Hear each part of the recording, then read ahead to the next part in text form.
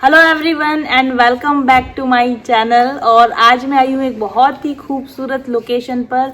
ये एक बहुत ही सुंदर फार्म हाउस है जो कि उदयपुर से 30 किलोमीटर्स पर है और बहुत बहुत सुंदर एकदम नेचर के बीच में ये फार्म हाउस आए है।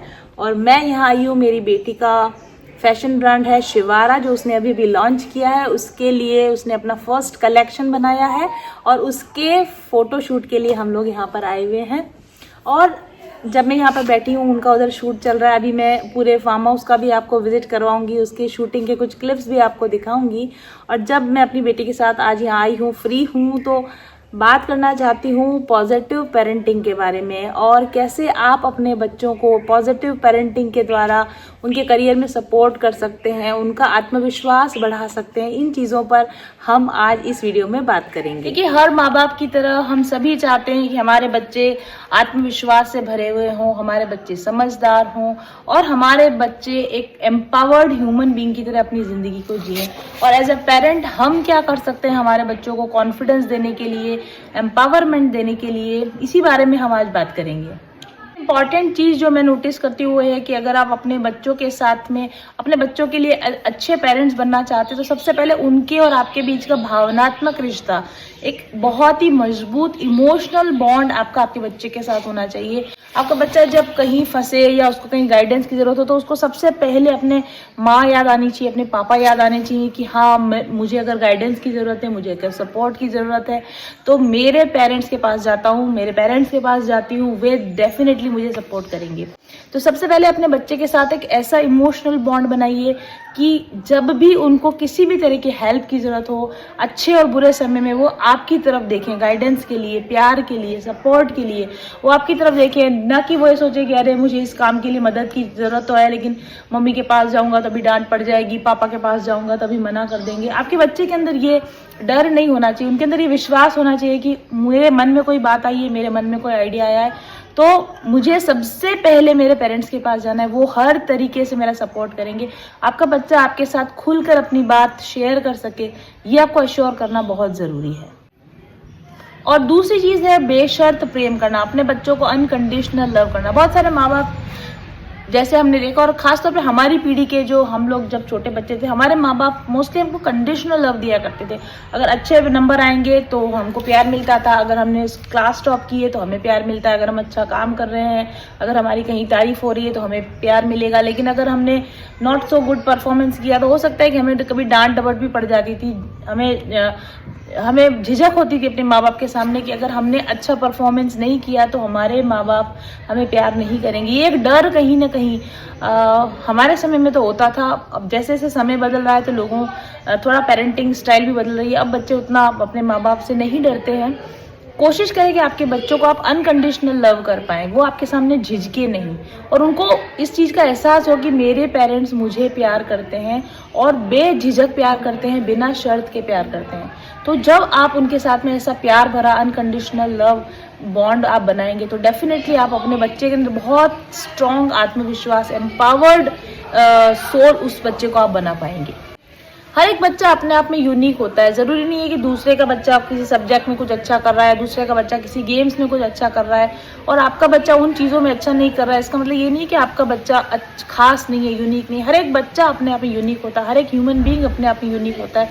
तो आपके अपने बच्चे की जो यूनिकनेस है, आपके अपने बच्चे की जो क्वालिटीज़ हैं, उनको अप्रिशिएट करें, उनको निखारने की कोशिश करें। दूसरों के साथ कंपेयर करने की बजाय आपका बच्चे के विचार क्या है, आपके बच्चे की भावनाएं क्या है, उनको समझने की कोशिश करें, उसकी यूनिकनेस को समझने की कोशिश करें और उसको उन चीज़ों के अंदर ही अप्रिशिएट करें, उन चीज़ों में ही उसका आत्मविश्वास बढ़ाने की कोशिश करें जिसमें वो ऑलरेडी अच्छा है। और अपने बच्चे के विचारों को समझें, उसकी भावनाओं को समझें और उसको समझते हुए उसका अनकंडीशनल सपोर्ट करें। आपके बच्चे को हर समय ये महसूस होना चाहिए कि वो एक खास ह्यूमन बीइंग है, वो बहुत खास इंसान है और खास तौर पे अपने पेरेंट्स के लिए वो बहुत खास है। जब उसको ये अंदर से कॉन्फिडेंस होगा कि मैं अपने पेरेंट्स का खास हूँ, I am the best thing happened in my parents life, तो वो बच्चे का और आपका जो इमोशनल बॉन्ड बनेगा वो गजब का इमोशनल बॉन्ड बनेगा। और गलतियां सबसे होती हैं, ह्यूमन बीइंग्स हमसे भी बहुत गलतियां हुई हैं, आपके बच्चों से भी गलतियां हो सकती है, सभी बच्चों से गलतियां होती हैं।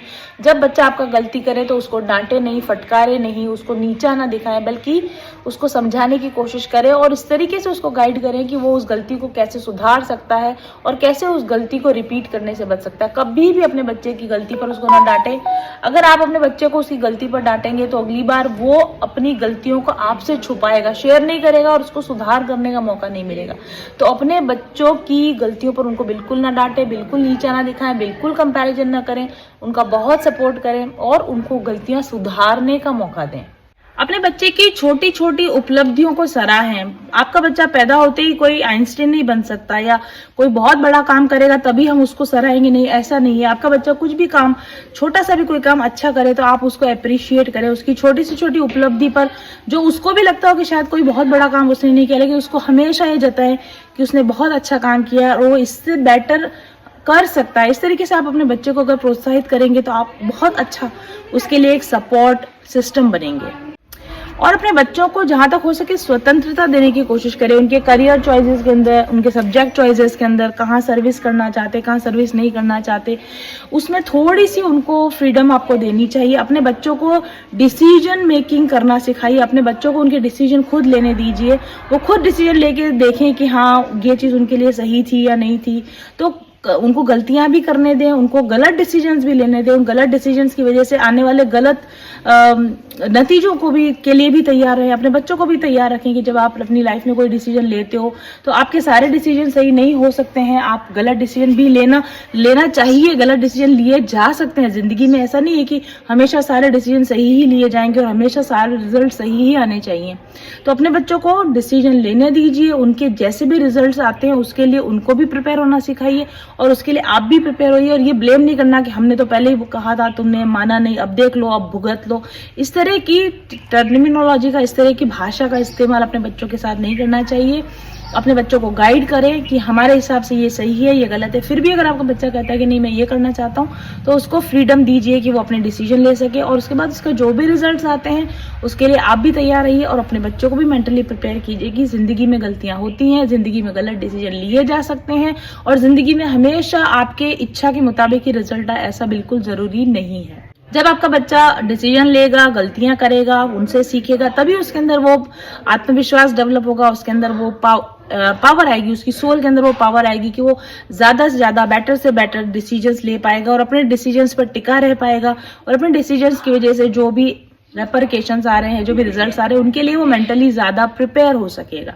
अपने बच्चे के साथ हमेशा खुलकर संवाद कीजिए। जब आपका बच्चा दिन भर के बाद घर से बाहर आता है तो उससे बात कीजिए, आपका दिन कैसा रहा, कौन लोग मिले, क्या बात हुई। अपने बच्चे के साथ में कॉन्टिन्यूअस संवाद आपको बना के रखना चाहिए। डिसिप्लिन लाइफ का जीना बहुत जरूरी है। बच्चों की लाइफ में डिसिप्लिन डेफिनेटली होना चाहिए, लेकिन बच्चों को डर से, मार के, डरा धमका के आप अनुशासन में नहीं ला सकते। बच्चों के अंदर डिसिप्लिन आए या बच्चों के अंदर कोई भी अच्छी आदत आए, उसका सबसे अच्छा तरीका ये होता है कि यू लिव बाय एग्जाम्पल। आप वो काम करना शुरू कीजिए, आप वो चीजें करना शुरू कीजिए जो आप एक्सपेक्ट करते हैं कि आपका बच्चा करे।